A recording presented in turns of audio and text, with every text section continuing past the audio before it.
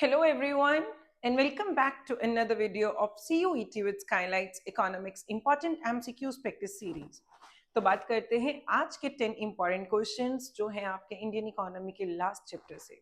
चलिए स्टार्ट करते हैं आज का first question and the question is dash has the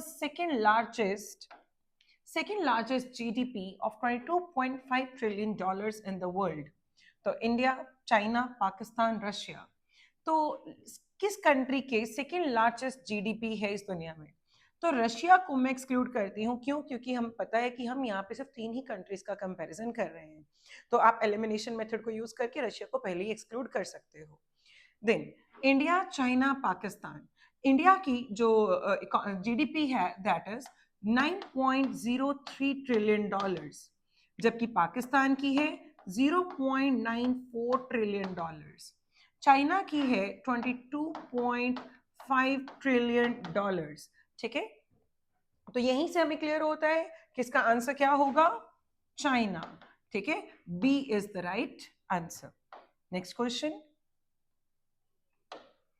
India's GDP is about dash percent of China's GDP, 10%, 15%, 41%, 90%. So answer is C, 41%. Next question. China and Pakistan have more proportion of population than India, dash population than India. तो देखें China और पाकिस्तान की ज्यादा population कौन सी है? India से ज्यादा है जो। तो देखें अर्बन, रूरल, स्किल्ड। तो अगर आप समझें तो इसका राइट आंसर तो है वैसे अर्बन। अर्बन कैसे? चाइना की 59% पॉपुलेशन जो है वो अर्बनाइज्ड है, पाकिस्तान की 37% पॉपुलेशन अर्बनाइज्ड है, जबकि इंडिया की इट इज 34% पॉपुलेशन जो है वो अर्बनाइज्ड है। तो देखिए China and Pakistan have more population proportion of urban population than India. A is the right answer. Next question. In 1819, dash about 41% of people worked in agriculture, whereas in India it is dash percent। तो देखें कहते हैं 1819 में कौन सी country में 41% of people agriculture में work करते हैं, whereas इंडिया में इट इज कितना परसेंट? तो ऑप्शन आ पाकिस्तान 43, पाकिस्तान में 41% एंड इंडिया में 43%। ऐसे ही China and 25%, Pakistan and 25%, China and 46%। तो answer is Pakistan. In 1819 in Pakistan about 41% of people work in agriculture, वो एग्रीकल्चर में काम करते हैं, जबकि इंडिया में 43% है। Next question, Dash has followed the classical development pattern of gradual shift from agriculture to manufacturing and then to services। तो देखिए ये जो क्लासिकल डेवलपमेंट पैटर्न है ये क्या कहता है कि आप पहले एग्रीकल्चर यानी प्राइमरी सेक्टर को डेवलप करते हो, ठीक है, देन आप यहां से मैन्युफैक्चरिंग की ओर जाते हो, आप मैन्युफैक्चरिंग को डेवलप करोगे यानी कि इंडस्ट्रीज को डेवलप करोगे। ठीक है, तो हम यहाँ पे ना इंडस्ट्रीज ही लिखना चाहिए वैसे हमें, तो हम यहाँ पे इंडस्ट्रीज ही लिखते हैं। पहले हम एग्रीकल्चर को देखेंगे, फिर इंडस्ट्रीज को, देन हम करेंगे सर्विस सेक्टर को। ठीक है, अब तो डैश हैज फॉलो, कौन सी कंट्री ने ये पैटर्न फॉलो किया है? तो answer is Pakistan, India, China, all. Answer is China. China ने ये पैटर्न फॉलो किया था, पर इंडिया ने ये नहीं किया। इंडिया एग्रीकल्चर से सीधा जंप कर गया अपने सर्विसेज की ओर, और इंडस्ट्रीज पीछे ही रह गए। हम इंडस्ट्रीज को उतना डेवलप नहीं कर पाए जितना हम सर्विसेज को कर रहे। Same happen with Pakistan as well, but China ने इस पैटर्न को फॉलो किया। चाइना ने पहले एग्रीकल्चर को डेवलप किया, फिर इंडस्ट्रीज को, फिर सर्विसेज को, और सर्विसेज को डेवलप करते वक्त उनका इंडस्ट्रीज पीछे नहीं छूटा। ठीक है, तो next question, China succeeded in achieving higher growth rate than India because it। China India से ज्यादा ग्रोथ रेट रखने में, अचीव करने में सक्सेसफुल हुआ। क्यों? तो देखें, it followed the communist pattern of economy, it started reforms earlier, it gave much importance to manufacturing sector, या all of these। Answer is C option.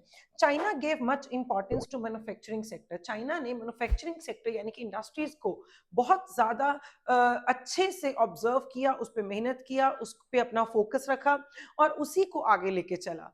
पर जबकि हम सर्विसेज की ओर जंप कर गए, हम अपना स्ट्रक्चरल ट्रांसफॉर्मेशन सही नहीं कर पाए हैं, हम इंडस्ट्रीज को पीछे ही छोड़ बैठे।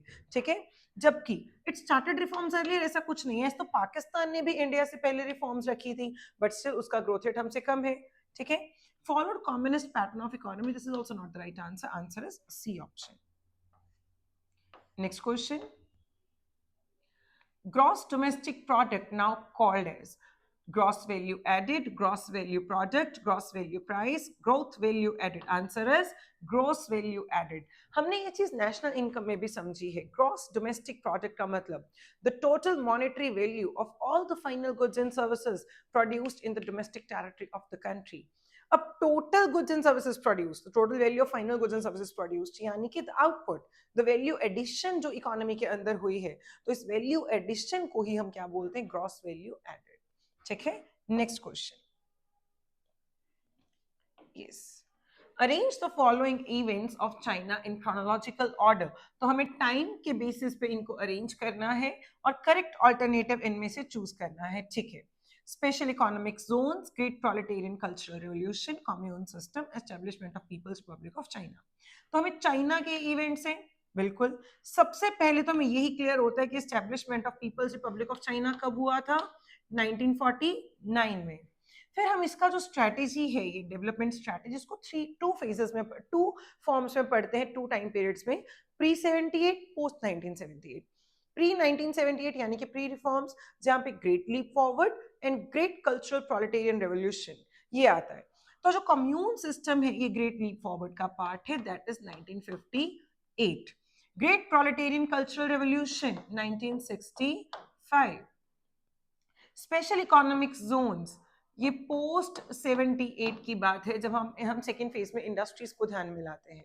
ठीक है, तो देखिए जरा इसका टाइम पीरियड, इसका ऑर्डर। तो सबसे पहला पॉइंट बनता है फोर्थ। तो फोर्थ देखें, एक तो बी ऑप्शन है, एक डी ऑप्शन, तो ये भी आउट, ये भी आउट। ओके, देन आता है फोर्थ के बाद थर्ड। तो फोर्थ के बाद थर्ड इस यहाँ पे है, यहाँ फर्स्ट है, तो ये भी आउट। तो B is the right answer. फिर आप और देख लो, ग्रेट प्रोलेटेरियन कल्चरल रेवोल्यूशन 2, फिर post 78 special economic zone 1। The right answer is B option. Next question.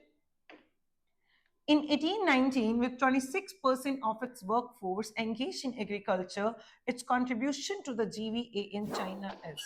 कहते चाइना की 1819 के डेटा के अकॉर्डिंग 26% की जो वर्कफोर्स है, जो कि एग्रीकल्चर में एंगेज है, पर उनका जो कंट्रीब्यूशन है जीवीए में, वो कितना है? तो देखें, 7%, 24%, 16 या 41। Answer is 7%। क्यों? क्योंकि इनका जो मेन जो एरिया है जो जीवीए में ज्यादा कंट्रीब्यूट करता है, that is industry and services. ठीक है, next, the last question of today's video. In 1819, 24% of Pakistan's workforce was engaged in dash, but it produces dash percent of GVA. तो 1819 में 24% जो पाकिस्तान की वर्कफोर्स है वो एंगेज्ड थी कहाँ पे? Industry, agriculture, services, industry. तो इंडस्ट्री में एंगेज्ड थी, ठीक है, but it produces just 19% of the GVA. तो A is the right answer, D is not. तो ये है हमारे आज के 10 इंपॉर्टेंट क्वेश्चंस जो आपको आपके CUET एंड बोर्ड एग्जाम्स दोनों में हेल्प करने वाले हैं। अगर आपने अभी तक मेरे प्रीवियस क्वेश्चंस को वॉच नहीं किया है तो काइंडली प्लेलिस्ट में जाके प्रीवियस क्वेश्चंस की प्रैक्टिस करें। यहाँ तक हम 530 क्वेश्चंस कर चुके हैं। इसके अलावा एक वीडियो मैंने 50 क्वेश्चंस की इकट्ठी बनाई थी, तो 580 क्वेश्चंस हम प्रैक्टिस कर चुके हैं। अगर आप इनके अलावा भी क्वेश्चंस प्रैक्टिस करना चाहते हैं तो स्क्रीन पे दिए गए QR कोड को स्कैन करें एंड प्रैक्टिस करें important MCQs for CUET and board exams. इसके साथ ही आप मॉक टेस्ट की भी प्रैक्टिस कर सकते हो फॉर CUET। अगर आपको ये वीडियो अच्छी लगे तो kindly like and share this video with your friends and please subscribe this channel.